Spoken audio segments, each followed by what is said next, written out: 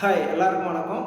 IPL season start ஆகி செமையாக போயிட்டுருக்கு. ஆனால் இந்த ஐபிஎல் சீசனில் ஒரு விஷயம் மட்டும் கொஞ்சம் நெருடலாகவே இருந்துகிட்ருக்கு. அது என்ன விஷயம்னா, மும்பை டீம் கேப்டன் ஹர்திக் பாண்டியாவை வந்து எல்லா மேட்ச்லேயும் ஆடியன்ஸ் வந்து ரொம்ப கேலி செய்து மனதளவில் காயப்படுத்துகிறாங்க.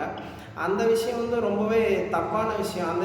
அது ஏன் அந்த மாதிரி கேலிப்படுத்துகிறாங்கன்னா, அவர் கேப்டனாக இருக்கிற மும்பை ஃபேன்ஸ் தான் வந்து ஹர்திக் பாண்டியாவை பூ பண்ணுறது, அதாவது அவரை கேலி பண்ணிகிட்டு இருக்காங்க. ஒவ்வொரு மேட்ச்லையும் ஹர்திக் பாண்டியா பேரை சொல்லி கோஷம் போடுறது.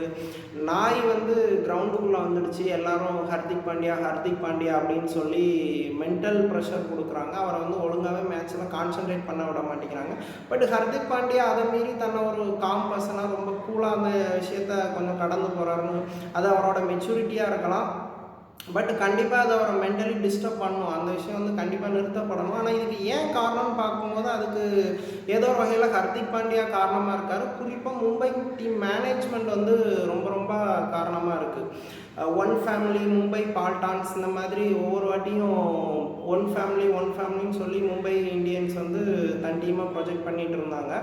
இப்போ ஐபிஎல் டீமை பொறுத்த வரைக்கும் 10 டீம் களத்தில் இருக்கலாம். ஆனால் 10 டீம் களத்தில் இருந்தால் கூட ஒரு 3 டீமுக்கு தான் ஃபேன் பேஸுங்கிறது வந்து ரொம்பவே அதிகமாக இருக்குது. அந்த 3 டீமை வகைப்படுத்தும் போது, ஃபஸ்ட்டு தோனி கேப்டனாக இருக்கிற சென்னை சூப்பர் கிங், அண்டு கோலி கேப்டனாக இருக்கிற ஆர்சிபி, அண்டு ரோஹித் கேப்டனாக இருந்த மும்பை இந்தியன்ஸ், இந்த 3 டீமுக்கும் தான் ஃபேன் ஃபாலோயிங் வந்து ஹெவியாக இருக்குது. இதில் வந்து Mumbai Indians and Chennai super Kings வந்து டாமினேட்டட் டீம். ஆக்சுவலி 2 பேருமே வந்து 5 வாட்டி டைட்டில் வின் பண்ணி சாம்பியன்ஷிப்பாக ஃபீல்டில் நிற்கிறாங்க. பட் ஆர்சிபி வந்து எந்த கோப்பையுமே அடிக்காட்டியும் அதுக்கு வந்து இவ்வளோ பெரிய ஃபேன் பேஸ் இருக்கிறதுக்கு காரணம் கோலி.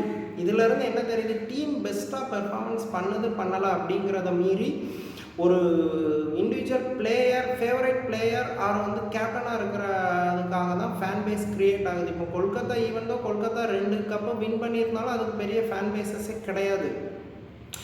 பஞ்சாப் சூப்பர் கிங், பஞ்சாப் வந்து இது வரைக்கும் கப்பே வின் பண்ணலாம் கூட, ஏன் கப்பு வின் பண்ணலைன்னு யாரும் கேட்கவே இல்லை. பட் ஆனால் கோலி கேப்டனாக இருக்கிற ஆர்சிபி ஏன் கப்பு வின் பண்ணலைங்கிறது வந்து ஒவ்வொரு வருஷமும் வந்து பேசுபொருளாக ஆகுது. அதுக்கு காரணம் கோலி மேலே உள்ள எக்ஸ்பெக்டேஷன் தான். ஒரு டீமை நீங்கள் வந்து விலை கொடுத்து வாங்கிடலான்னா, அந்த டீமுக்கு ஒரு ஃபேன் பேஸ் க்ரியேட் பண்ணுறது வந்து நாட் ஈஸி. அவ்வளோ பெரிய ஒரு ஃபேன் பேஸை வந்து க்ரியேட் பண்ணது வந்து ரோஹித் சர்மா. அவருக்கு இண்டிவிஜுவலாக இருந்த கரிஷ்மா, அதை மீறி டீம் அவர் வந்து கைட் பண்ணி ஒரு 5 ட்ராஃபி வின் பண்ணதுன்ட்டு அவருக்கு வந்து டீமுக்கு வந்து ஒரு பிக்கஸ்ட்டு ஃபேன் பேஸ் அவர் க்ரியேட் பண்ணியிருக்காரு. அவர் வந்து இன்டர்நேஷ்னல் கெரியர்ஸில் மேபி சக்ஸஸ்ஃபுல் கேப்டனாக கூட இல்லாமல் போயிருக்கலாம். பட் ஐசிசியில் வந்து அவர் one of the top most successful captain. வந்து தோனியை விடவே தோனி சிஎஸ்கேவை வந்து 3 வாட்டி ஃபைனல்ஸில் வந்து அவர் கவுண்டர் கொடுத்து வின் பண்ணி ஒரு பீக் மூமெண்ட்ஸை க்ரியேட் பண்ணி நான் ஒரு one of the best captain அப்படிங்கிறத ப்ரூவ் பண்ணியிருக்காரு. அவ்வளோ பெரிய ஒரு மொமெண்டம், ஒரு ஃபேன் பேஸை க்ரியேட் பண்ண ரோஹித் சர்மாவை மும்பை மேனேஜ்மெண்ட் சரியாக டீல் பண்ணலை. அவரோட கேப்டன்ஷிப்பு ஒரு சரியான ரெகக்னிஷன் கொடுக்கல. அவரோட காலம் முடியுது. ஸோ வந்து அடுத்து ஹர்திக் பாண்டியா கேப்டனாக வரணும்னு விரும்புகிறது மும்பை மேனேஜ்மெண்ட்டு.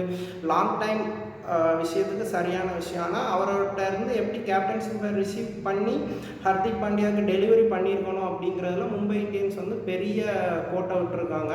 ஹர்திக் பாண்டியாவை வந்து ஒரு அன்எத்திக்கலாக குஜராத் டைட்டன்ஸ்லேருந்து வாங்கி ஒரு ப்ராப்பர் ஒரு இன்டிமேஷனே இல்லாமல் வந்து ஹர்திக் பாண்டியாவை மும்பை இந்தியன்ஸ் கேப்டனாக இது பண்ணியிருக்காங்க. அதுவும் ரோஹித் சர்மா வந்து ரொம்பவே டிசப்பாயின்மெண்ட் பண்ணிவிட்டு, அவர் வந்து ஹர்திக் பாண்டியாவுக்கு மும்பை டீம் வந்து முறையாக கேப்டன்ஷிப்பை கொடுக்காதது வந்து ரோஹித்தோட ஃபேன்ஸை வந்து ரொம்பவே காயப்படுத்திட்டு ரொம்ப ரொம்ப கோபத்தை கிளப்பிடுச்சு. ஹர்திக் பாண்டியாவும் வந்து அதுக்கான ஒரு உரிய விளக்கத்தை கொடுக்கல. அவரும் நியாயமாக ரோஹித் கேப்டன்ஷிப்புக்கு கீழே விளையாடின ஒரு பிளேயராக அவர் வந்து கண்டிப்பாக அந்த கேப்டன்ஷிப்பை வாங்கியிருக்கக்கூடாது.